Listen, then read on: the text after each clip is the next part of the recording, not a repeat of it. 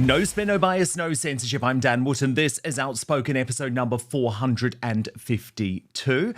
And thank you to everyone who I saw at the University of Buckingham over the weekend. I was there for the third consecutive year at the Margaret Thatcher Centre Freedom Festival. Very, very, very special weekend. Lots of freedom fighters there. What was great is it wasn't party political at all. So there were Conservatives, there were members of Reform UK and Restore Britain. And I hope to be sharing some of that conversation with you in the weeks to come. Breaking right now, 3 suspected Iranian terrorists are on the loose in Sadiq Khan's London today after a shock terror attack this morning on Jewish ambulances left the Disunited Kingdom rocked again by invader violence.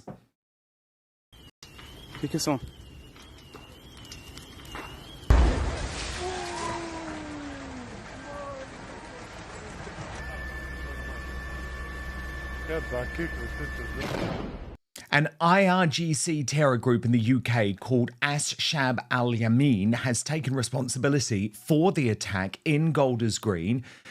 There's the announcement of that, yet all we're getting from Slippery Starmer and all of the other politicians is the usual platitudes and crocodile tears, while his regime quite literally empowers Islamists for purely political reasons. Anti-Semitism has no place in our society, and it's really important that we all stand together at a moment like this. Every decent person in this country needs to stand up and speak up against this vile anti-Semitic hatred. And the UK remains a pressure cooker, with things on the scene incredibly tense as Jewish locals try to drive out the Islamist news network Al Jazeera. Behind me is Al Jazeera, who has been just spouting out anti-Semitic content for months. I cannot believe they have the temerity to show up to this event right now. Now you can go. Go take your briefcase, go take your Al Jazeera equipment and go. No one needs Al Jazeera. No one wants Al Jazeera over here. Meanwhile, the elite class and MSM want to shut down genuine and necessary conversations about the Islamist takeover of the Disunited Kingdom, despite shocking scenes like this mass Eid prayer event expressing domination in Birmingham. Allahu Akbar.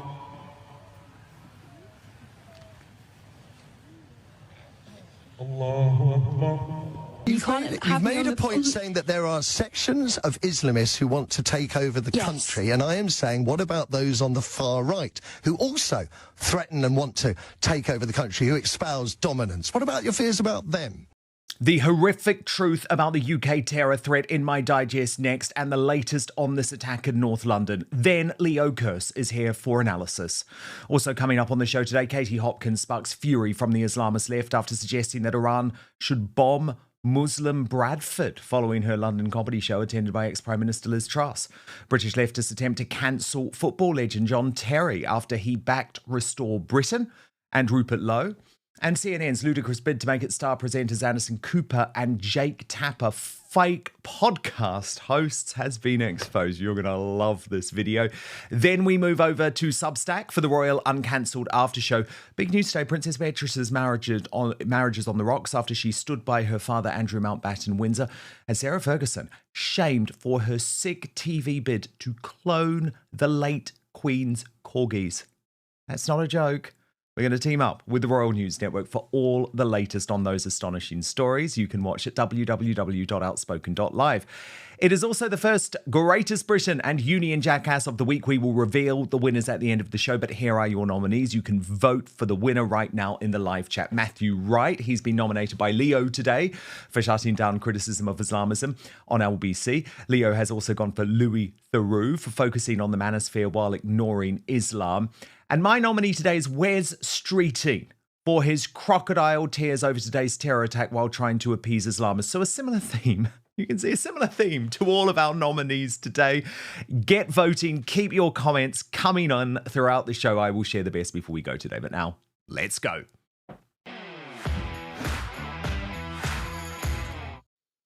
Save me your fucking crocodile tears, Slippery Starmer, Wes Streeting, Sadiq Khan, and all the other Labour politicians who have spent months appeasing Islamist terrorists on UK soil for blatantly political reasons, and then act all horrified every time there is a very predictable new attack. The Islamic Revolutionary Guard Corps, the Muslim Brotherhood, and Quds Force are not even prescribed terror organisations in Britain. So last night's undoubted terror attack on Jewish ambulances in North London was a very dangerous yet completely foreseeable situation. And when you see these explosive videos, I hope you agree that it was a miracle that ordinary Brits were not injured or killed. Nein, keine nicht du, no. Sag dir keine nicht du. Kriegst du Flagge, du, vier ambulances Flagge. Keine nicht du. Kriegst du.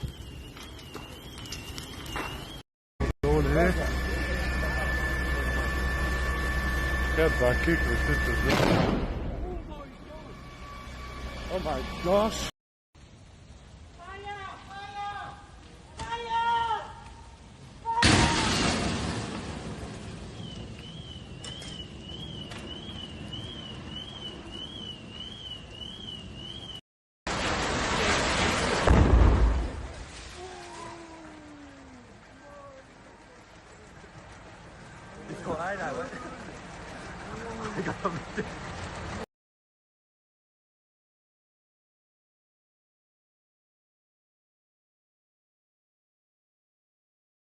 Was the first to reveal Israeli fears that Iran was responsible.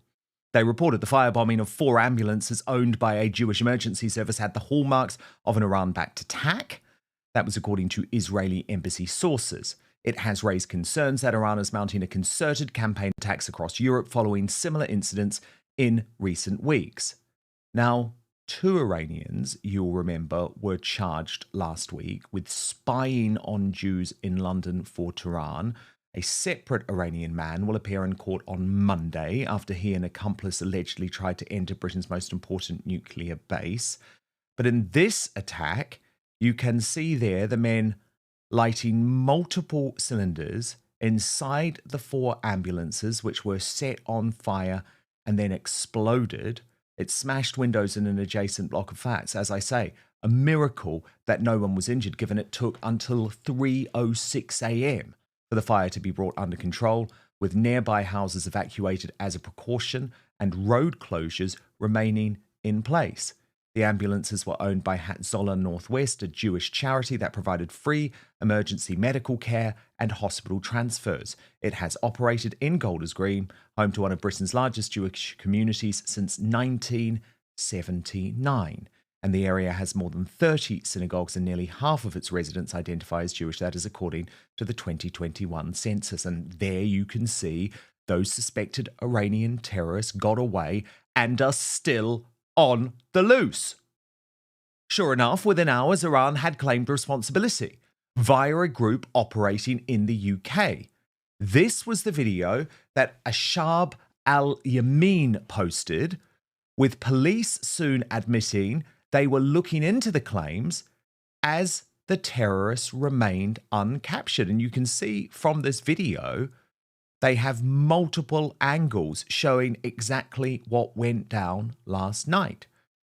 As Britain is broken put it, we have imported millions of people who hate each other. Now we are paying the price. Remigration now. Tommy Robinson, who is raising awareness of the issue in the US, was horrified. Reform UK's London mayoral candidate Leila Cunningham almost immediately declared that this is an act of terrorism on our Jewish community. YouTuber, according to Taz, posted, "Yet all we will hear about is Islamophobia. The Jewish community is in real danger in this country. It is no longer safe for them. I fear far worse will happen given the current trajectory we are on. It's like a ticking bomb and no one's doing anything to stop it." But sure enough, the crocodile tears from Slippery Starmer soon came. This belonging to the Jewish emergency service have been attacked or set on fire in an attack on a London synagogue. Do you have any comment on this appalling attack, and have police found or caught the perpetrators? Well, this is a horrific anti-Semitic attack.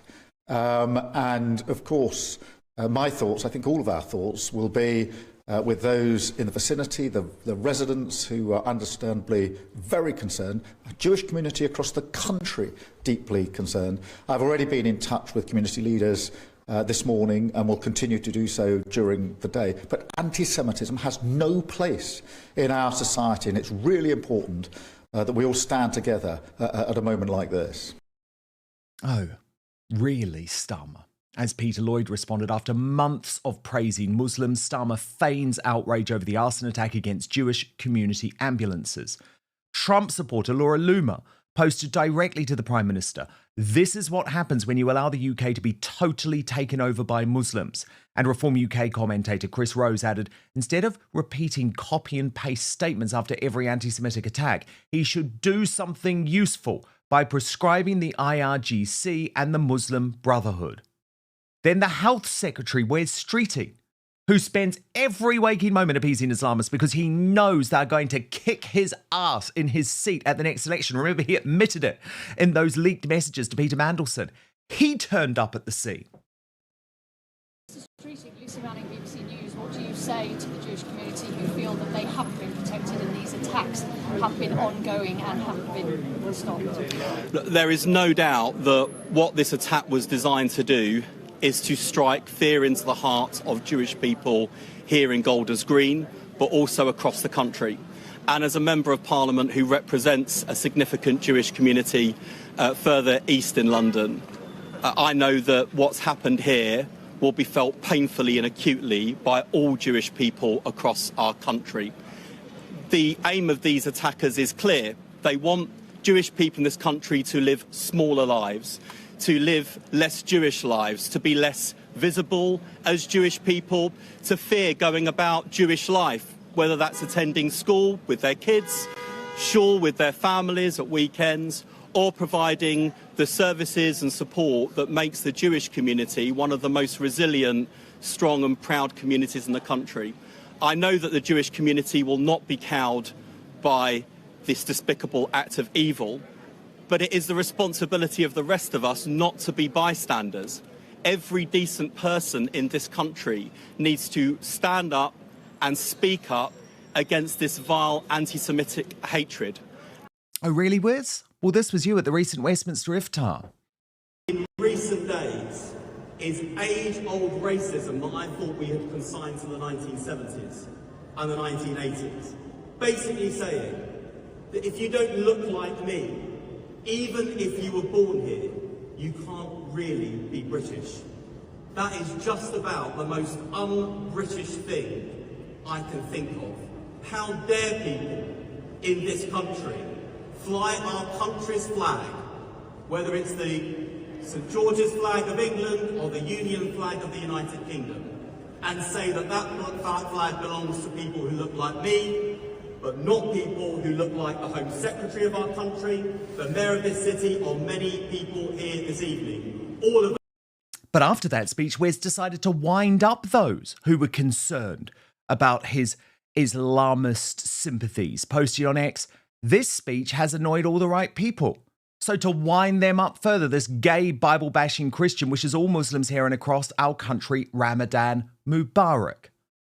But perhaps it's because of scenes such as this one why he shouldn't be so eager to make fun and play games for political point scoring. Indeed, today he was heckled at the scene.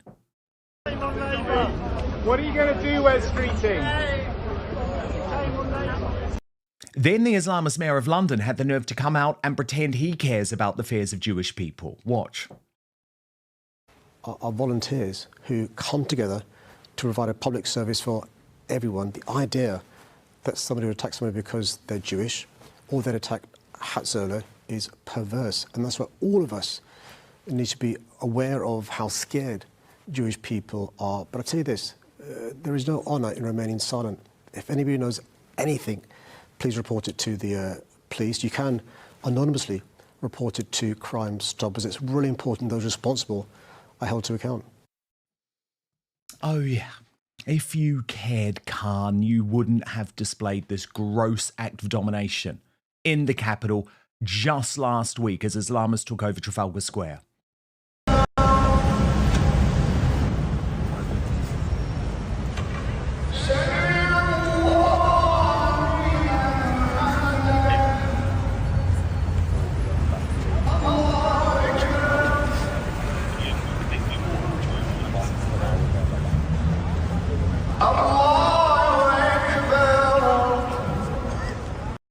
And as the day went on, locals in Golders Green at the scene of today's attack got more and more angry, including trying to expel Islamist news network Al Jazeera from reporting on the scene. Behind me is Al Jazeera, who has been just spouting out anti-Semitic content for months. I cannot believe they have the temerity to show up to this event right now, this horrible morning, that is probably to do with what they've actually been saying. Al Jazeera off our streets! Al Jazeera off our streets! Al Jazeera off our streets! Al Jazeera off our streets! Al Jazeera off our streets! Al Jazeera off our streets! Al Jazeera off our streets! They love it. You can see they love all this. Now you can go. Go take your briefcase, go take your Al Jazeera equipment and go. No one needs Al Jazeera. No one wants Al Jazeera over here. You don't decide. No one wants your people in the office. So don't attack me. Yeah, but your people, the people you work for. The people you work for. The people you work for. I don't know who you are. I don't know who you work for. I don't know about you, but I know the person go. Al Jazeera should go away. Motives. Of course. You represent an entity that has questionable motives, and by association. This is a complete mess. We have foreign battles taking place every single day on the streets of the United Kingdom. And Slippery Starmer and his mob trying to appeal to the Islamists are responsible. Of course, this Labour government has been an embarrassment since this conflict broke out, literally covering up the fact that Iran attacked the British Army base at Diego Garcia, which poses terrifying questions about the total lack of defence of our homeland. Watch.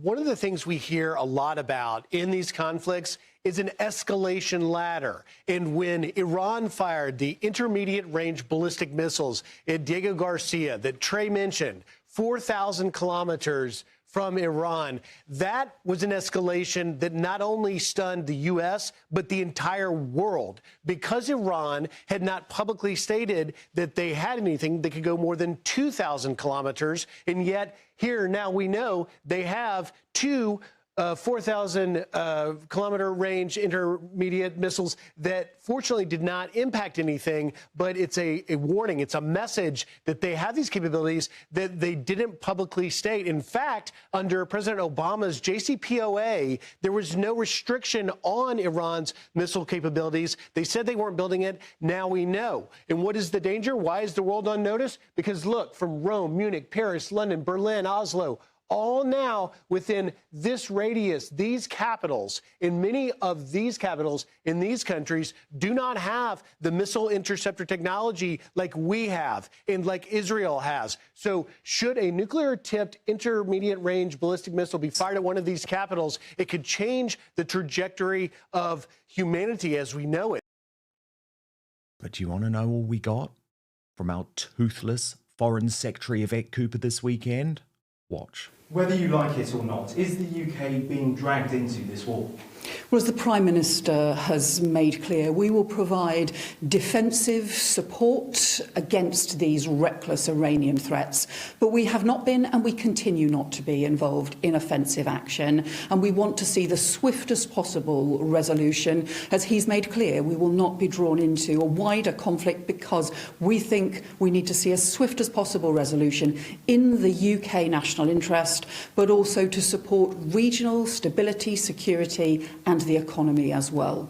As the Mail's columnist for Labour, by the way, Dan Hodges responded, this is an incredible statement from a British Foreign Secretary, literally acknowledges our interests, allies, global partners, global shipping and the wider Middle East are under direct attack from a hostile state, that emphasises we will not take offensive action to deter it. Now compare her rhetoric to that of the US Secretary of War, Pete Hegseth, who is prepared to talk openly about the Islamist threat to Western civilization. In Afghanistan, name the Islamist enemy, whether they are Sunni or Shia, because this is a Shia regime, Sunni or Shia, and Iran's been willing to harbor them as long as that group is willing to try to kill Americans. So the enemy of their enemy has been their friend as well in the Islamist world. So Iran, whether it's Iraq, whether it's Afghanistan, whether it's around the world, has been targeting Americans. And what they wanted in this context And what President Trump would not tolerate is a regime of that nature being closer and closer to nuclear capabilities. No wonder we're in the truly surreal situation where Donald Trump literally shared on Truth Social overnight a skit from the first episode of the uber woke Sky debut of Saturday Night Live UK, where our Prime Minister was mocked, even by the left, for being completely toothless about this situation and saying things in regards to Trump like that scary, scary, wonderful president. I'll do anything except take a stand. I just want to keep him happy. You don't understand him like I do. And what is becoming clear is that Starmer cannot cope with this. The pressure is getting too much. The cover-up is becoming too significant. Indeed, in the past few hours, he has just lost it over perfectly reasonable questions about our security during a select committee hearing. Watch. The chiefs of staff are saying we need to be ready for war. So when are we going to be prepared, and prepared for what? We are finalising the investment plan. That sits with the Strategic Defence Review. It smacks of an enormous complacency. Well, this smacks of the fact that for years there was underinvestment by the last government and the stripping out and following out of our armed forces. We've had 18 months Copyright to deal Ben with that. Wallace, who was the Defence I'm not Secretary. making a party political point. Well, honestly, I agree with Ben 14 Wallace. years of underinvestment, I agree with 18 Ben months for Wallace. Labour government. But take we're drones, picking, for example. We're picking up the underinvestment of your government. And all of this really comes down to the fact that this corrupted Labour government will not take any stand about the Islamist takeover of our country because they are so scared of losing the Muslim vote. In another obvious show of domination, I want to show you this scene of Eid from Birmingham. Allahu Akbar. Allahu Akbar.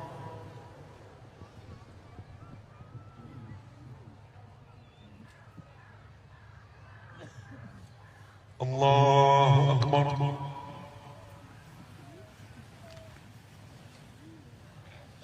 Allahu Akbar. Allahu Akbar.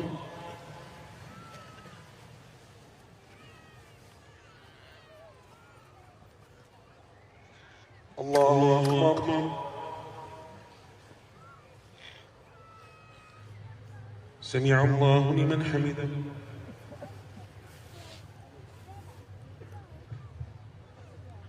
Allahu Akbar.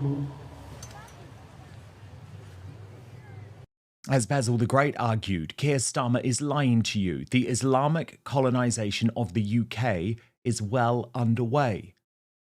And Reform UK MP Sarah Pochin, the one who the left is currently trying to cancel, added, recent mass iftar events in Trafalgar Square and large-scale Eid prayers in Birmingham and elsewhere cut sharply against our principle that Britain is a tolerant nation.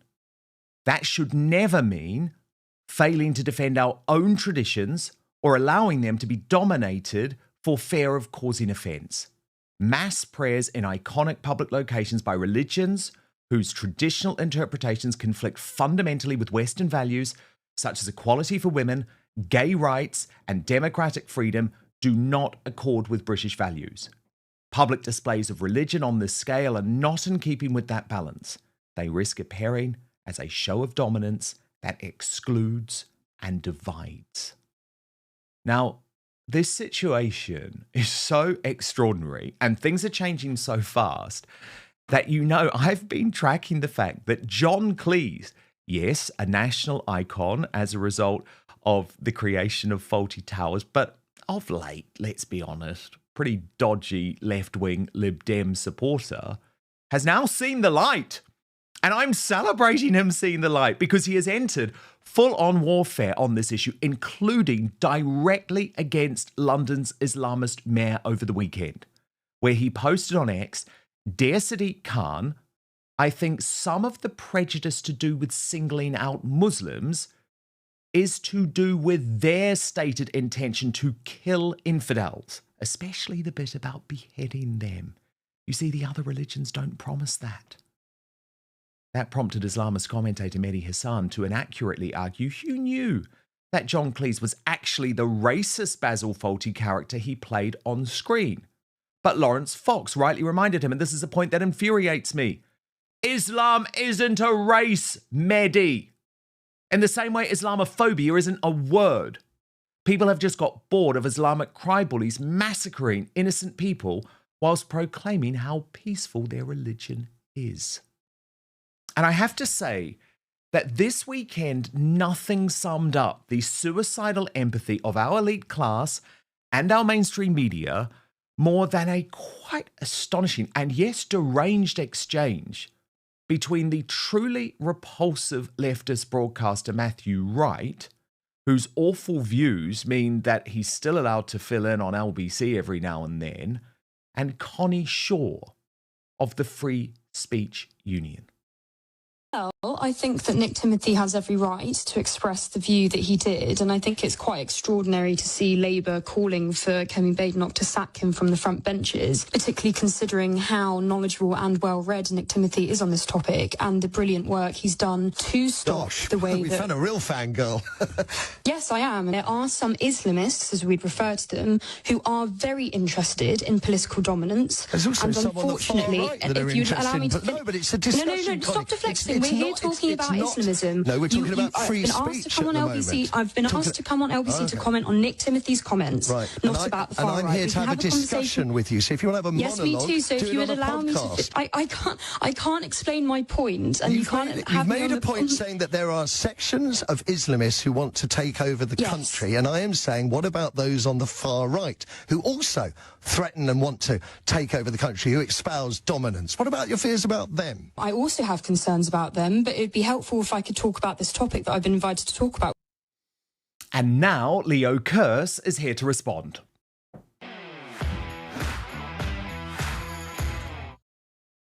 Leo, so we just saw it there in that extraordinary exchange between Matthew Wright and Connie Shaw, that he doesn't even want to allow this type of discussion.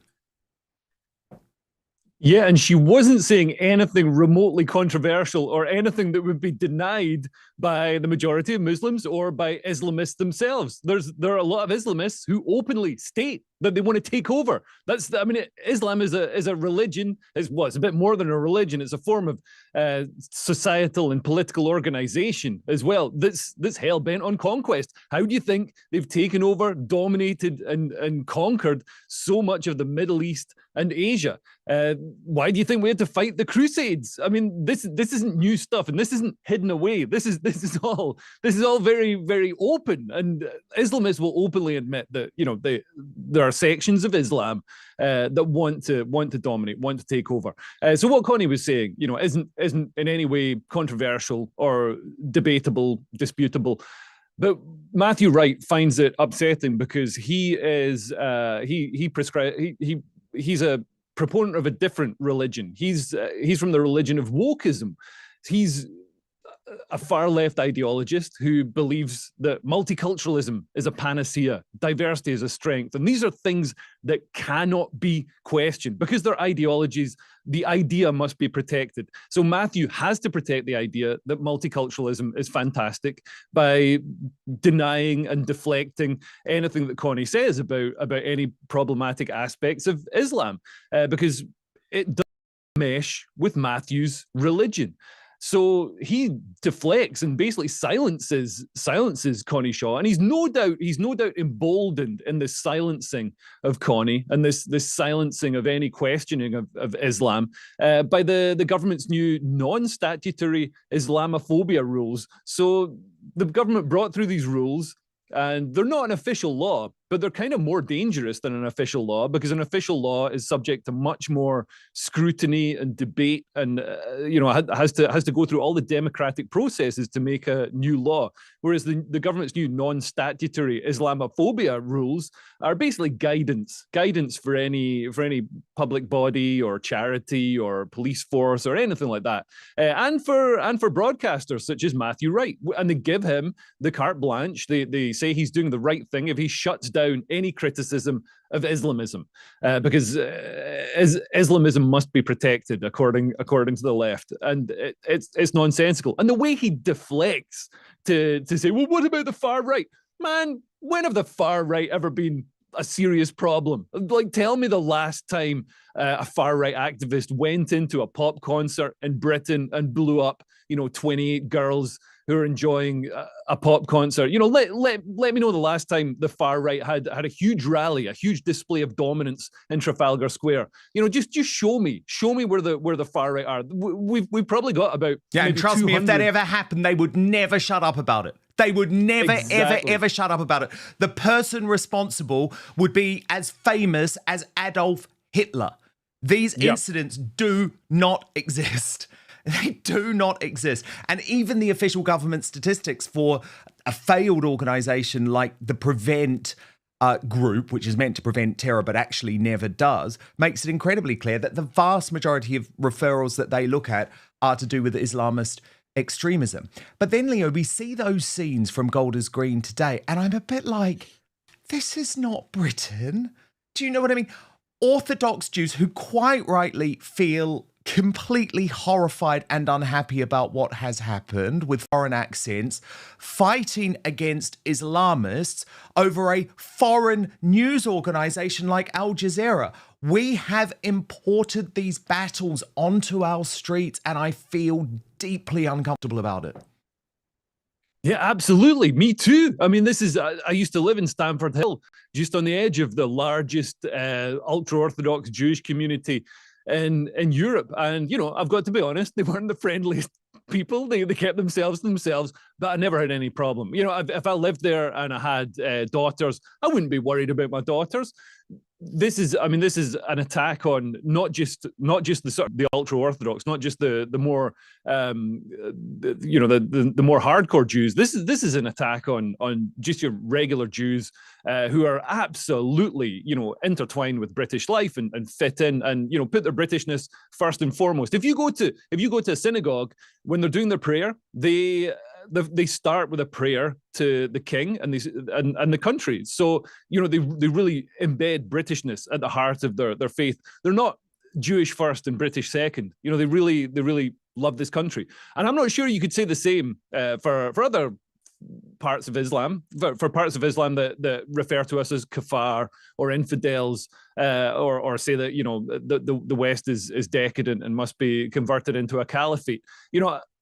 We're not seeing that, and it's incredible to see the IRGC bomb these ambulances and then claim they claimed these bombings for themselves, and there are still people on the left who are denying that this could have happened. They're saying that this must be some sort of false flag. This is Jews doing it to themselves to try and be victims. One person even claimed that that it was for insurance purposes, which is just laughable. When the IRGC, when the Iranian state has actually claimed these attacks itself. And then we see that scene of the mass prayer for Eid, another display of dominance. And I'm just looking here at the live chat on YouTube. And as Zoe355 points out, where were the women? Where were the women, Leo? Nowhere to be seen, just like in Trafalgar Square, right? Nowhere to be seen. And where were the transgenders? Where were the gays? Where were it's like Sadiq Khan said that the prayer in Trafalgar was all faiths coming together. It's like, no, it wasn't. It was just one faith. It was obviously just one faith. I did not see one white face. Actually, maybe I saw one. But by the way, this is always my point, though. It's where Mehdi Hassan gets this so wrong. You're not an ethnic group. I have just as much problem with the white Islamists, who are equally extreme.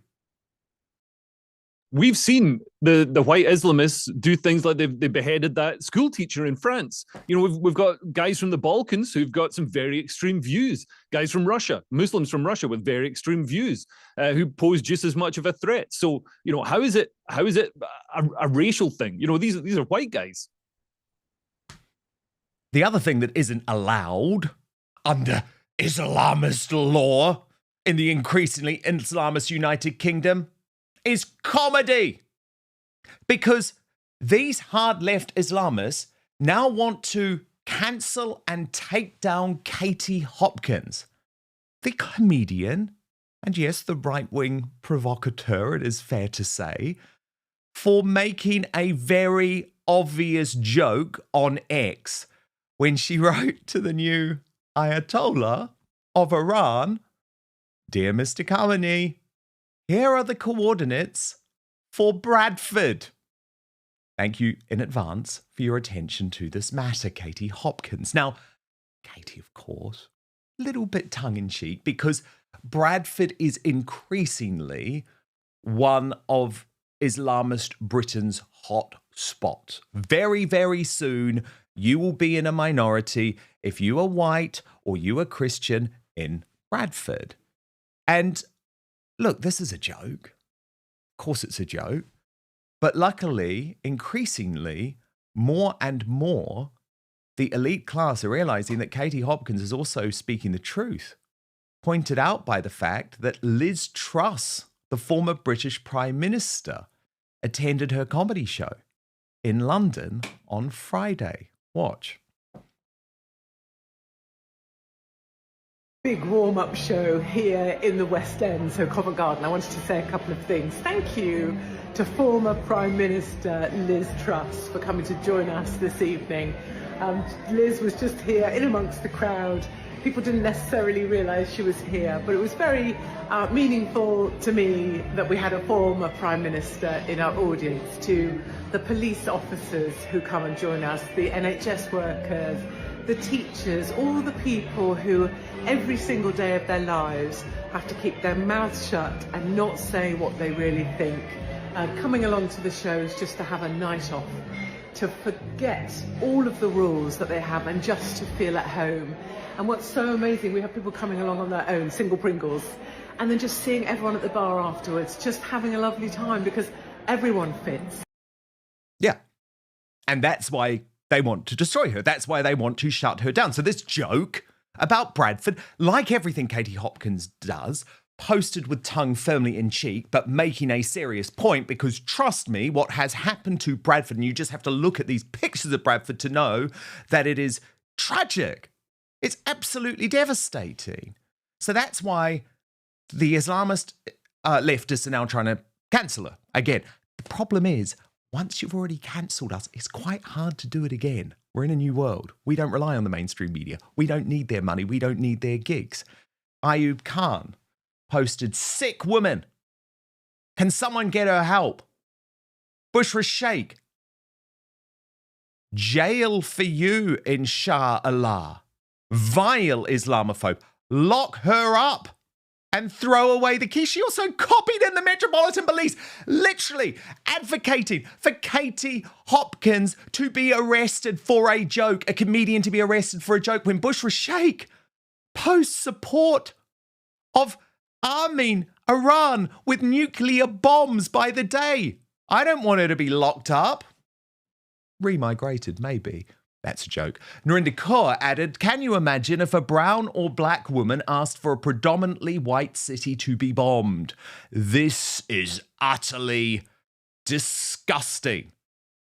Leo Kearse, you are a top social commentator, but also one of Britain's first cancelled comedians. Firstly, can we discuss the joke, Leo? Can we discuss the joke? Like, is that allowed? Are you allowed to joke about Iran bombing Bradford? Like, is that fine if Ricky Gervais does it and it's just not fine if Katie Hopkins does? Yeah, I mean, a joke is a joke. This is a joke. Just because it's also a good idea doesn't mean that it can't also be funny. And a lot of people have made jokes like this. I'm kind of upset that, you know, Katie Hopkins is getting all the attention, because I've been saying on TV, I've been saying on Twitter, I've been saying in my live shows that I'll get a tattoo of the Ayatollah on my butt if he actually, you know, pulls the trigger and nukes London. You know, depending on where he hits, you know, if he takes out certain sections of London, this could be fantastic for the country. So, you know, people have been making these jokes. It's gallows humor, but it's also, you know, it points out that, you know, Iran has been firing these missiles at all these Muslim population centers in the Gulf. Now that they've got missiles that can actually hit Britain, we've got a lot of Muslim population centers here. We've got Birmingham, Bradford, lots of places, London. So yeah, I mean, it's a serious thing, and people have been making jokes about this. I'll be making jokes about this on tour. My tour starts this Friday, on the 27th. I'm coming to Rotherham, which is it's appropriate, Leo. Yeah, it's one of these places, man. You go to these northern towns and you think, who was it in the 60s and 70s who was like, you know what this place needs? They're such beautiful places. It's like, why did you bring the entirety of like a valley in Pakistan and just airlift them into this town? It just doesn't make any sense to me why you'd want that massive demographic change and all the upheaval and conflict that would then entail. It's ridiculous. You know what Narinder said? Narinder said, imagine if Katie Hopkins, or imagine if a Muslim had said this about a majority white city. Imagine how upset people would be. Like, number one, like I've seen that said about lots of places. That's not. It's not like no Muslim commentator has ever, has never wished any harm on the West. But also the point she's making, like there are no majority white cities in Pakistan that we could say, oh, why don't you bomb there? There are no majority white cities in Pakistan. There are no majority Christian cities in Pakistan. In these Muslim countries, once Islam has the upper hand, the other religions, other creeds are crushed, forced into exile, executed. It's insane. So, the fact that we've got Muslim cities in this country shows, are we heading in the right direction? Is this really a good idea? I'd be much more comfortable with Muslim cities in Britain if there were Christian cities, British cities, white cities in Saudi Arabia, in Pakistan, in Iran. Of course, which we know is never going to happen because Islamists are all about not just preservation, but spreading, colonizing. Now, can we talk about Katie Hopkins and the fascinating journey she has been on, Leo? Because, of course, at one point, she was absolutely smack bang in what was considered the accepted mainstream media space in the United Kingdom. I mean, I remember I was a colleague of Katie's back at my time at The Sun newspaper. We were both columnists there. Katie did have an acrimonious departure from the newspaper because she wrote a column about using gunships to shoot cockroach migrants crossing the channel. She wasn't sacked immediately, but it was sort of like, we're just going to ease her out. But she still had a show on LBC. She then moved to the Daily Mail to be a columnist. Then all of a sudden it was like decided that she was not just persona non grata. This was a woman who had to be destroyed. She had to lose everything. She couldn't have a house. She couldn't have a bank account. She couldn't even have her liberty. The way that Katie Hopkins was turned on by the British deep state was truly barbaric and is one of the most horrendous cancellations I have ever witnessed up close. Now, something's changed, Leo, because of course, what people are realizing is actually all of those views that Katie Hopkins used to express, by the way, on Woke ITV's This Morning show. Do you remember she was one of their favorite guests and she'd come on and she'd do a debate? I mean, as mainstream as you get, people are realizing that those views are just the same as they always were, supported by the majority of the country. And to me, even though she has been cancelled in some ways herself, it still felt significant that you have Liz Truss, a former Prime Minister, turning up to a Katie Hopkins comedy show, something that would have been unthinkable even a couple of years ago. Yeah, absolutely. And I think we've seen a lot of people sort of come in from the cold, not just Katie Hopkins, but people like Tommy Robinson. He's had a real sort of rehabilitation of his public image. And I think it's because, like, part of it's because like the Overton window, the sort of window of acceptable public discourse has greatly shifted and greatly widened. But also because just the situation the country is in is forcing a lot of people to realize that we're not on the right track. And it's not, people think that, people get radicalized into being conservative or right-wing by going on Twitter and seeing some tweets and it's all because of Elon Musk.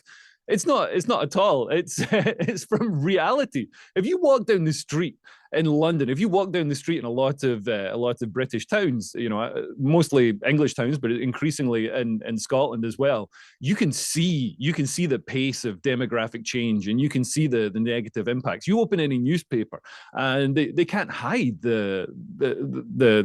what's really going on. Even if they try to, you can see the images, you can see the pictures of the mugshots, and you know that these guys can't trace their lineage back to the Magna Carta. You're seeing, like the Somalian guy in Scotland who stabbed people and then hid in a block of flats. He's one of the new Scots that have been welcomed in, and we're seeing that a lot in England as well. Axel Rudakabana, people like this. Obviously, those are the most extreme cases, but even just the feeling of demographic change in a place. You go to small towns like Banbury, High Wycombe, and people are walking about sometimes feeling shell shocked. And I'm not just talking about white people, white British people. I was talking to a guy who's, I'm not actually sure what ethnicity he is, but Pakistani or Indian or something originally, British now, born in Britain. I was talking to him in B&Q, and he was telling me that he's shocked by it and he's worried about it. He doesn't want, he's a supporter of Tommy Robinson, and he doesn't want to see his sort of wave of migrants who integrated and worked hard being dragged down by association with this new open borders policy that incentivizes the worst people from around the world to come and raid our shores. So because of that shift, we're seeing Katie Hopkins, because she's stuck to her ideas, she's now been proved correct, and she's now being resurrected in the public opinion. And she's a great public speaker, great comedian.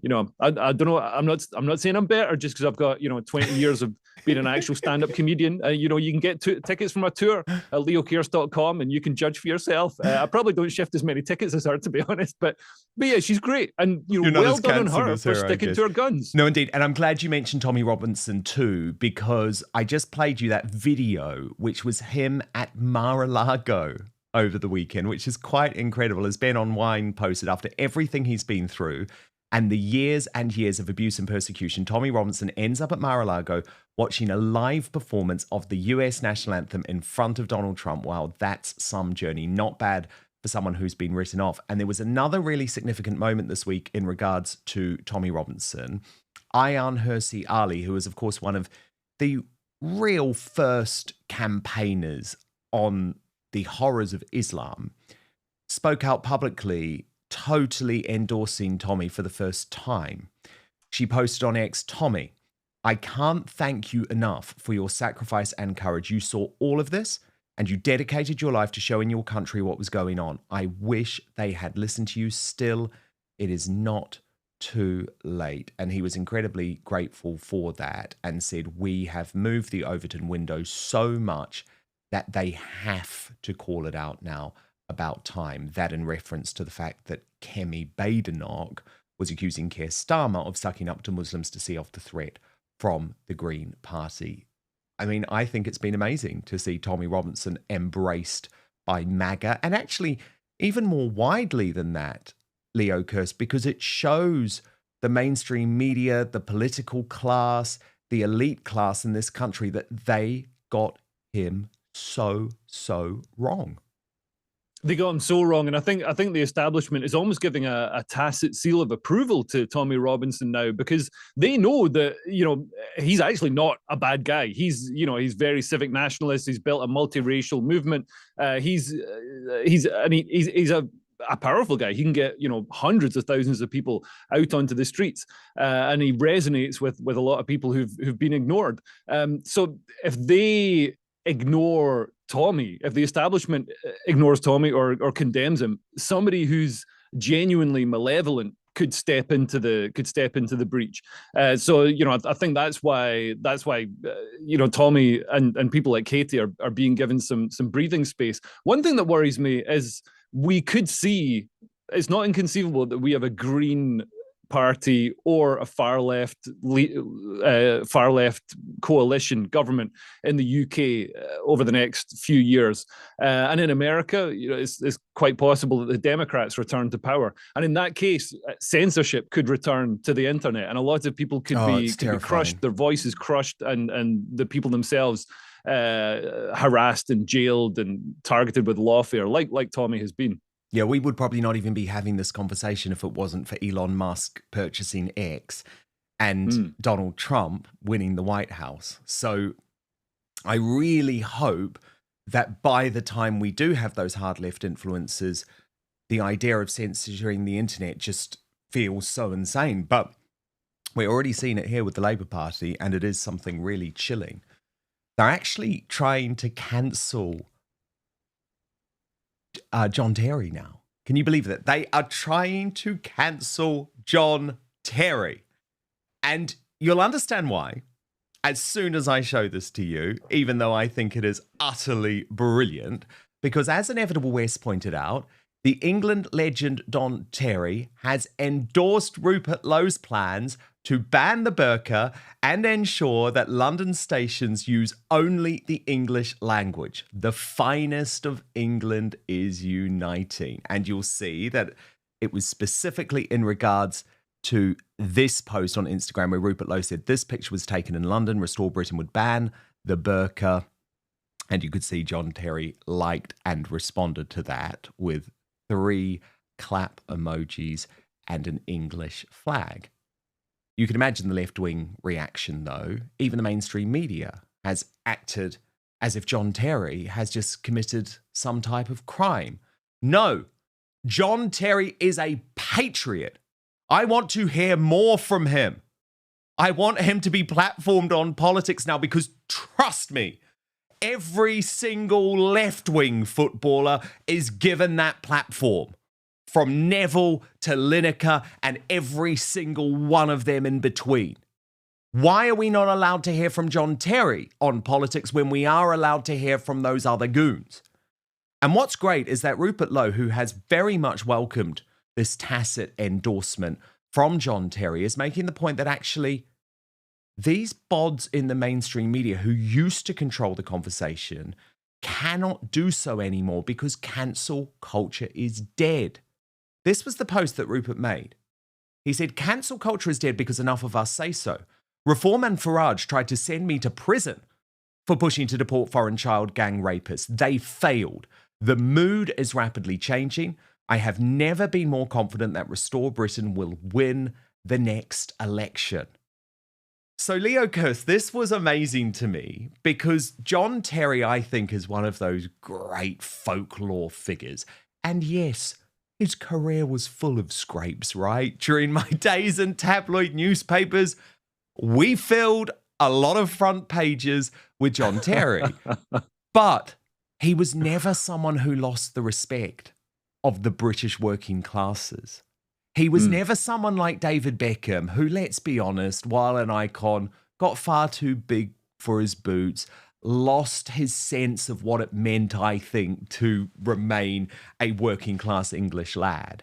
And so the fact that we have someone very famous like John Terry supporting Rupert Lowe's positions has terrified and sent a chill through the mainstream media, which is why they are trying to shame him into silence. I desperately hope it doesn't work, because I would argue that John Terry is rich enough, famous enough, and has a big enough support base to say, fuck them. I don't care that the Daily Mail and the Athletic are saying that I'm a scumbag for supporting Rupert Lowe. I'm going to keep speaking out in the same way that Neville and Lineker and Ian Wright and all of my compatriots from that era on the left are allowed to do.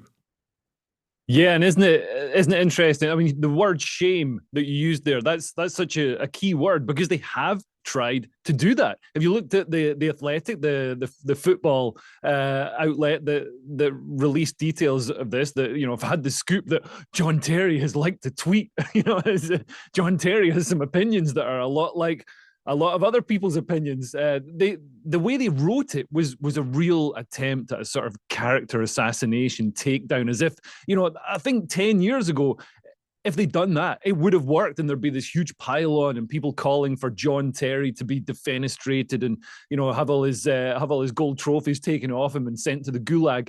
Now, people just don't care. People are just, most people are like, yeah, you know what? Like, I agree with John Terry, you know? I mean, how can it be seen as controversial to want to ban the burqa? It's been done in a lot of other European countries. It's been done in some fairly progressive left-wing European countries. I think Denmark and France, they've both banned the burqa. These aren't you know, redneck states or anything, or whatever Owen Jones would call them. And the reason for banning the burqa is because it's a symbol of female oppression. And it's used by the patriarchy, the Islamic patriarchy, to subjugate women and erase them from society visually, and also, you know, remove their voice.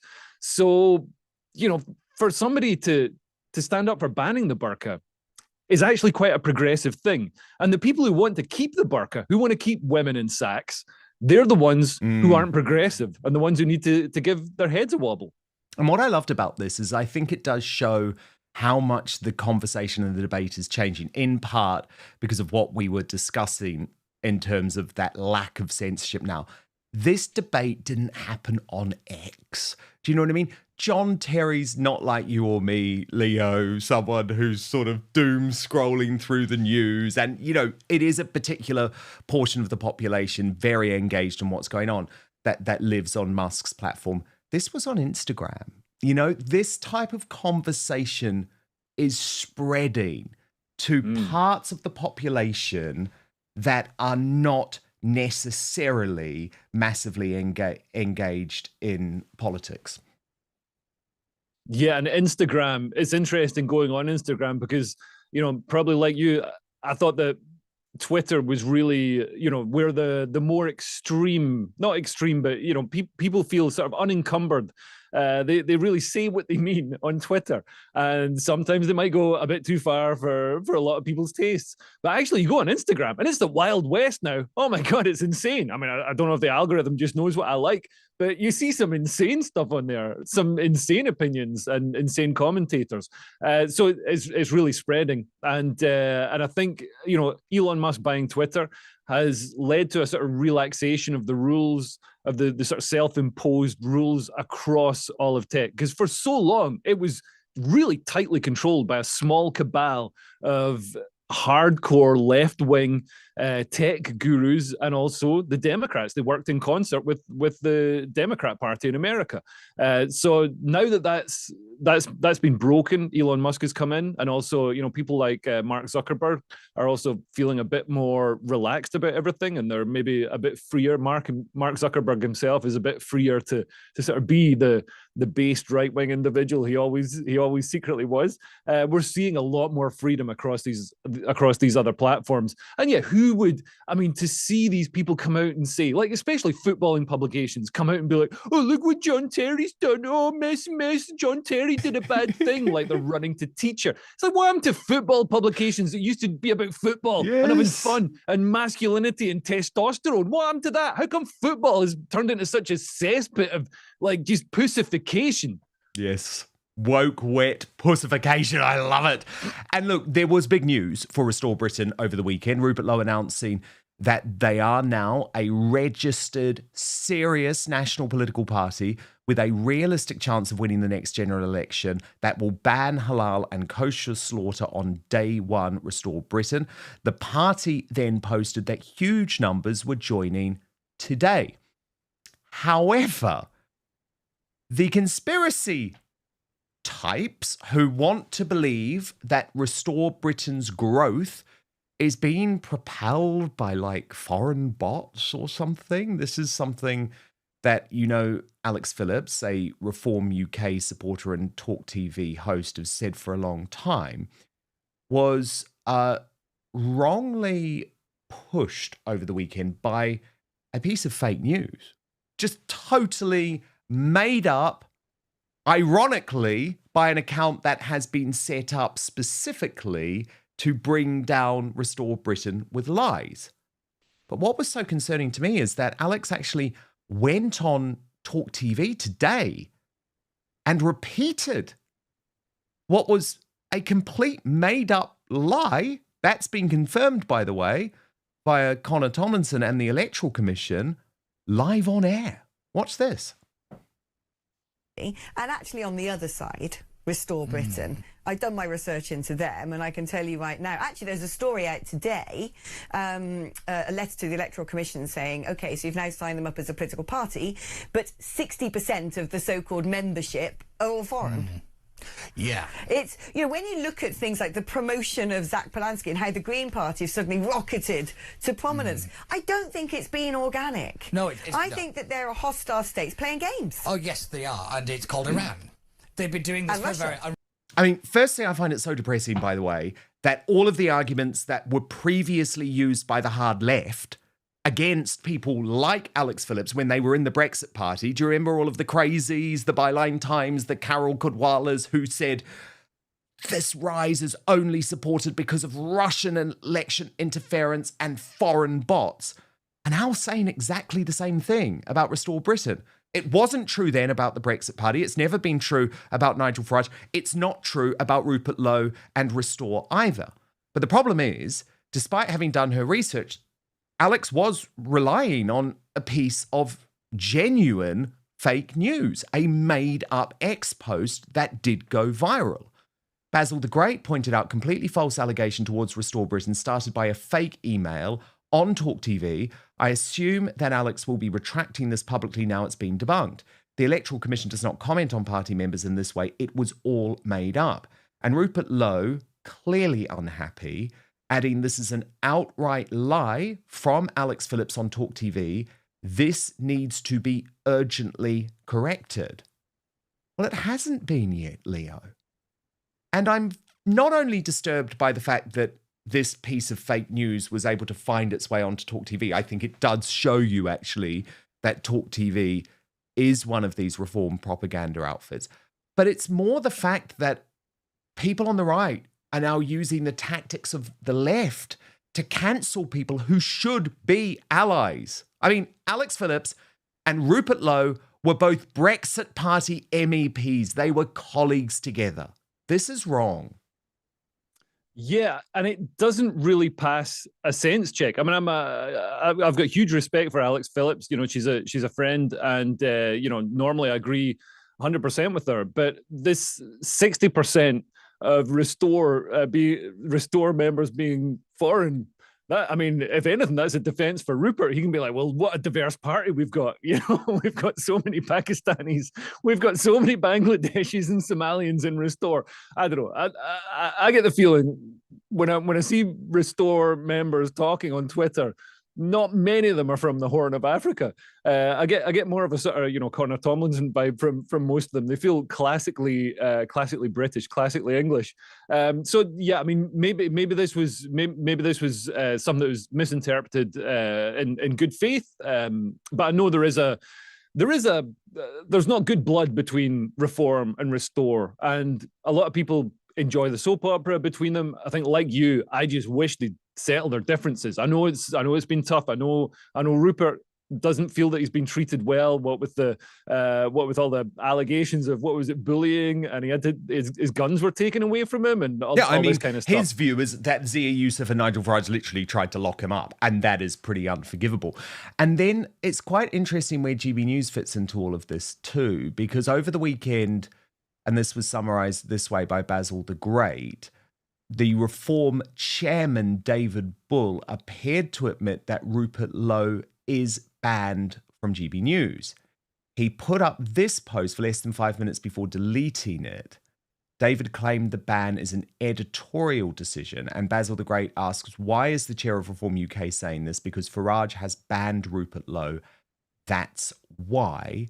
And this was the exact conversation where Rupert Lowe added, I used to come on Michelle Drewbury's show all the time. I enjoyed it. Then Farage banned me. Pathetic. Now, Leo, I'm not going to put you on the spot because I know you are a sometimes contributor to GB News, but I can talk to you about a conversation I had this weekend at the Freedom Festival, the Thatcher Freedom Festival, where the organisers, I don't know if they were playing some type of cruel trick on me. But at dinner, you know, you turn up and you don't get to choose where you sit. And sort of right next to me on the right-hand side was Layla Cunningham, the woman who I had said I won't vote for as Mayor of London because she's Muslim. Well, she didn't show. She didn't show up, maybe because she knew I was going to be there. I don't know. But right to the right of her, not politically, was my former colleague at GB News, Tom Harwood. And I was like, oh, God, okay. Well, I talk about him on the show. Got to have to be upfront. Let's just have a conversation. And I did keep saying to him, why is Rupert Lowe banned? Like, why are you not allowed to have Rupert Lowe on your show? And he's like, well, it's not my show. Legally, there is an executive who is responsible for the output of that show, and I don't get to say which guests I have on. And I thought, okay, maybe that's fair enough. But at the same time, surely you should be arguing for that. You should be pushing for that. And I just don't believe that there isn't a channel-wide ban, given you have Rupert Lowe saying very openly to the GB News presenters, I want to come on. I want to talk to you about this. And how can you say that Rupert Lowe is not a significant figure given his party, or given he's a sitting MP and his party now has more members than the Conservatives? Yeah, but there's a long queue. I mean, I also want to be on GB News, so Rupert's in the queue behind me. So you got to be this level, this standard, Rupert, if you want to get on GB News. Feel free to defend them, Leo, because I you know, it's not often I have people defending GB News on. Feel free to defend them here. Oh yeah, no, I'll absolutely defend GB News, and you know, I don't think there's any secret that, you know, they've certainly given Reform a platform that other channels haven't. I mean, you've got Nigel Farage has got his own show on there, and I think it's been great. What we've got to understand, because I mean, I really feel that the next election might be the last chance to fix this country, to change the direction of this country, so that we can save it. I think things are that bad, unless you want to live in some sort of, you know, Islamified communist dystopia where, you know, eventually your grandchildren are going to end up wearing burqas or being executed in stadiums, and that's by the leftists. You know, I mean, that's never mind what the Islamists will do. You know, I think this next election is the last chance we've got. And Nigel Farage, I'm sorry for everybody else out there, Nigel Farage is the man out there with the electoral recognition to get into power, and he's doing that difficult job of carrying the vase across the floor without dropping it, without breaking it.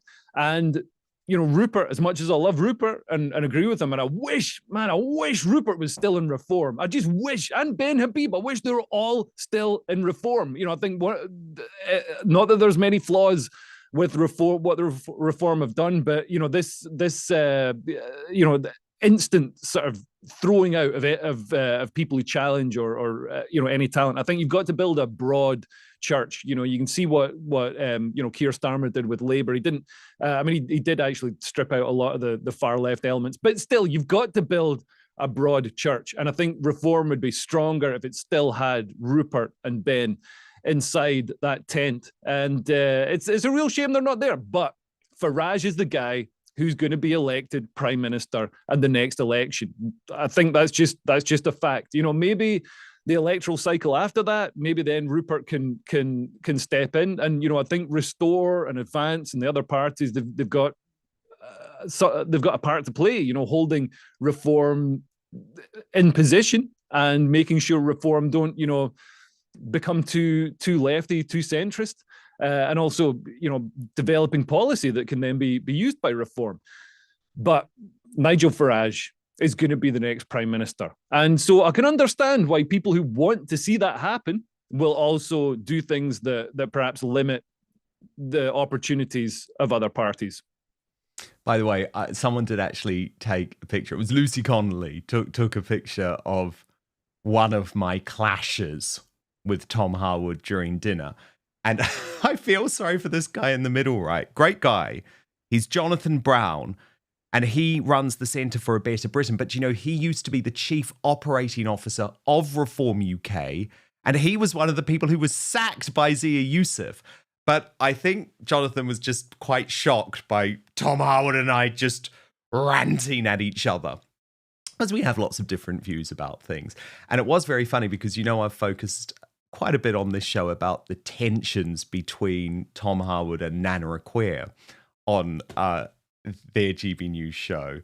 And then Nana showed up and found that she was sat to the other side of Tom Harwood, which she wasn't happy about. So it was very amusing time at the Margaret Thatcher Freedom Festival. But we were all there for the greater good. And the thing that I should say about the Thatcher Freedom Festival, it is not connected to any political party, which is something really important to me. So there were people there who were obviously old school conservatives and Thatcherites, Reform UK people like Layla Cunningham, who didn't show up to dinner, maybe because she didn't want to sit next to me, but also people who are supporters of Restore Britain and Advance. And one of the panel discussions was actually about how can the right be united in Britain. I think at the moment that is a tough ask. So can I just tell you, this microphone is real. Okay, this microphone actually works. And the reason I'm in a studio like this and not a posh TV, big, sweeping desk with all of the razzmatazz behind me is because I was cancelled from that mainstream media. I was sacked because I wasn't prepared to go along with the narrative. So it's quite fascinating for me sitting back and watching mainstream media organizations, which are backed by billionaires, which literally have hundreds and millions of dollars of revenue coming in, but also have millions and millions of viewers switching off, try to fake being podcasts in order to win over a new audience. Because the thing that I have to tell the mainstream media is that people aren't watching podcasts like Outspoken because of this microphone or because of my homely little studio. They're watching podcasts like Outspoken because we have the conversations that you refuse to have. We have on the guests who you have long cancelled.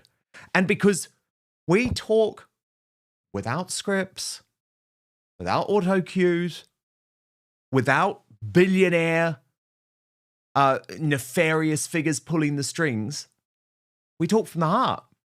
And that's my preface to tell you about what CNN is doing in America. But by the way, it's not just CNN that has been faking it. I mean, I've been speaking on the show over the past few weeks about this flop TV host in the United Kingdom called Vanessa Felt, who has a Channel 5 talk show. But look at this. Sorry, this cracks me up so much.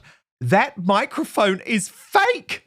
It's totally fake. So she's actually wearing a real TV microphone on her lapel, but they put in a fake microphone because it's like, oh, we're going to pretend that this is a podcast. It's lunacy. And now CNN,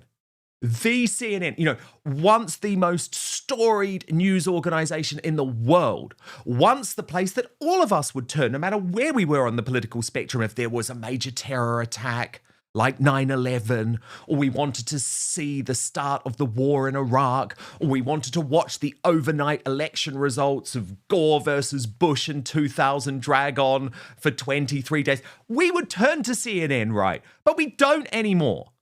And we never will. Because we know that CNN, like all mainstream media organizations, are run by partisan shills trying to push a message rather than tell the truth. But CNN, which has been in a death spiral now for years and has had various corporate ownerships which have been unable to save it from almost certain irrelevance, has now decided that its solution is to stop using the TV studios, which have cost them literally tens of millions of dollars and are filled with the most astonishing technology, and plant their hosts in their offices or in the newsroom without a tie and with a microphone like this, because that's the way that they're going to get the viewers back, by effectively faking it, pretending to be a podcast. As Dylan Byers of Pucked revealed, CNN has been experimenting with new formats this week, including Anderson Cooper in rolled up sleeves, massive desk microphones, and a physical map channeling early Edward R. Murrow era broadcast. Experiment will continue today with Jake Tapper broadcasting from his office. Now, the Post-Millennial reported that Tapper said that the move to the office was an experiment with the new format, but it comes as CNN has been falling in the ratings, with analysis revealing that it experienced a month-to-month decline in viewership in the month of February by 3% overall, with adults 25 to 54, while Fox News and the recently renamed MS Now, formerly MSNBC, have increased gains in viewership. Now, Anderson Cooper, I found it weird, I'm not going to lie, but I can sort of see why it works. They're saying this is for the war, so we're going to go to the heart of the newsroom. Watch this. So you're probably wondering what's going on, why we're in... But with this attack, that calls all of that into question. Why do you think President Trump would say to, according to the reporting, to say to the Israelis to stop going after these kind of facilities? So I think, at the end of the day, we want to free up the Straits of Hormuz for navigation and traffic just to get the oil and gas back out. And if the infrastructure is destroyed on the back end, then there is no oil and gas to export, even if the straits are opened up. So I think the president was comfortable. Okay, whatever. It's not going to save you, but fine. You don't want to use your Flash studio? Can you donate it to me? Because, I would very happily be in there. But the one that was fucking bonkers, right? Totally insane, was Jake Tapper, a weirdo who has pretended not to be a partisan shill for the last decade while pushing deranged anti-Donald Trump rhetoric on air, who decided to bring viewers into his office, which is just the weirdest office I have ever seen in my life.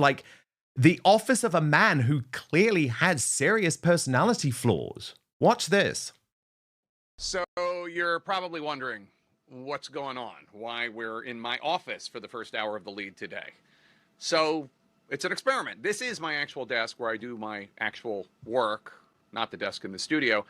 And we thought we would bring you into the space where me and my team do our actual journalism and plan the show every day. So here we are giving it a shot. You might also be wondering about the decor, the posters and the kerchiefs and such on my wall. Well, the theme is these are all losing presidential campaigns. And this hobby started 26 years ago after I covered my very first presidential campaign in the year 2000. Campaigning and hopping from bus to plane to bus to plane, I collected the lawn signs and posters of all the candidates I covered. And by the end of the election, I had a really great collection of, well, losers. And there's an autographed Gore Lieberman one from 2000. So anyway, this all became a hobby. Here, come back to me here. You'll see this is one of the grand achievements in my collection. It's an Al Smith poster. He lost in 1928. Democrat to Herbert Hoover. Republicans, too, on the wall here. And from the modern era, there's autographed Romney and Ryan from 2012, autographed McCain, Palin from 2008. The oldest one in the corner there, 1844, that's Henry Clay of the Whigs. And beneath that, you have the 2000 butterfly ballot voting booth and a Jake Tapper Muppet from a viewer. Okay, so Leo Kearse, who is also in this new podcast world, first thing we learned, Jake Tapper's a weirdo, not necessarily a major surprise, but it's like they've totally missed the point, haven't they? Doesn't matter if you've got the same content, the same MSM guests, the same TDS, all broadcasting from an office outside the very posh and fancy studio. It makes no difference. It's the content that matters, not the optics, not the fact that you've got a microphone like this rather than a lapel.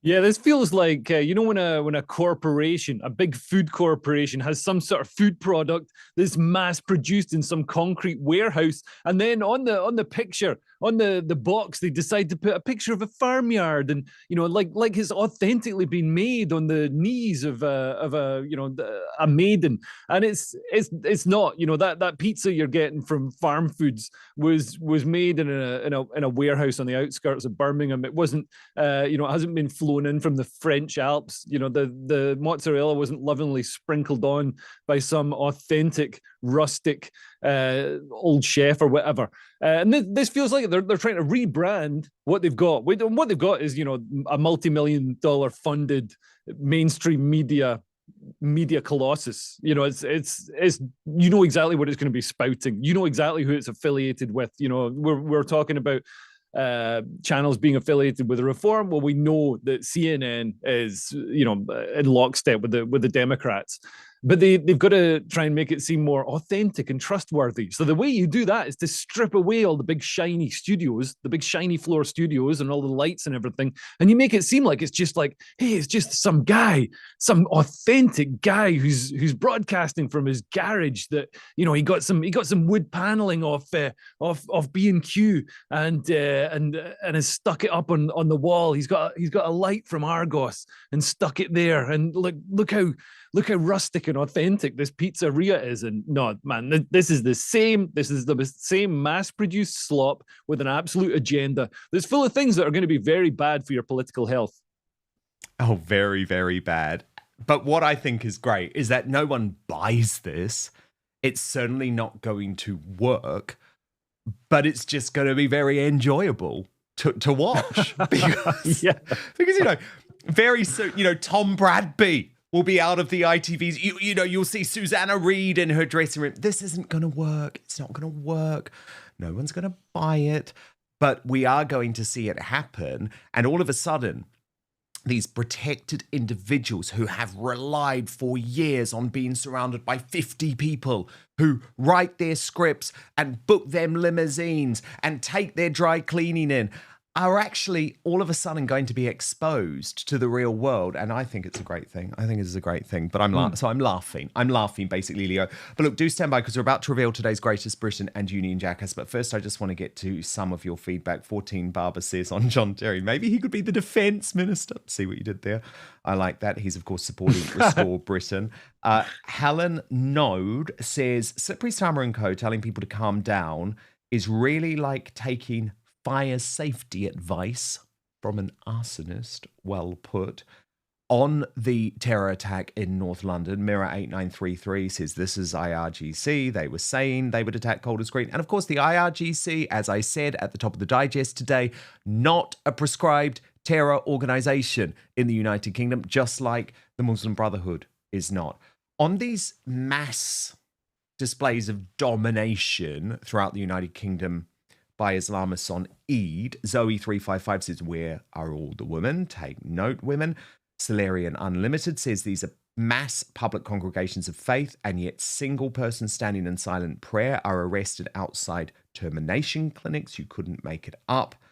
And Darren Holmes makes the very good point that Pakistanis in Lancashire and Yorkshire were also doing their public prayers in public. It is not just London and Birmingham. And absolutely it's not.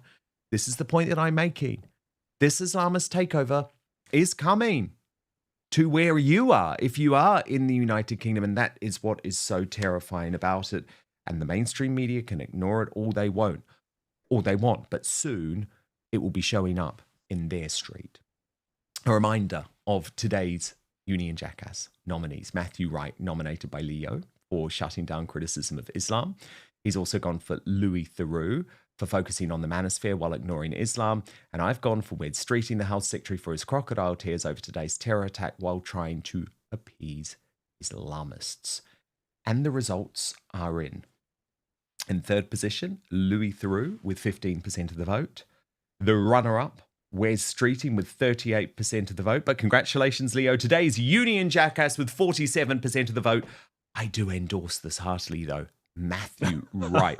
I mean, he is first, I used to have to work with this guy, Leo. He is the worst person I ever had to work with at Talk when it was Talk Radio. And he used to not allow me to enter the studio even once his show had finished. And it was very, very weird. So he's a very weird guy. And do you remember as well when he grew that rat's tail. I think we've got a photo of it. It was during COVID, and he ended up having this very long rat's tail off the back of his head. Yeah. Yeah, like that. Oh, that looks like he's going to selenate the weed outside Camden Station. Yes, absolutely. So no, I fully endorse this. Leo Kearse, thank you so much. When does your tour open and where can people buy tickets?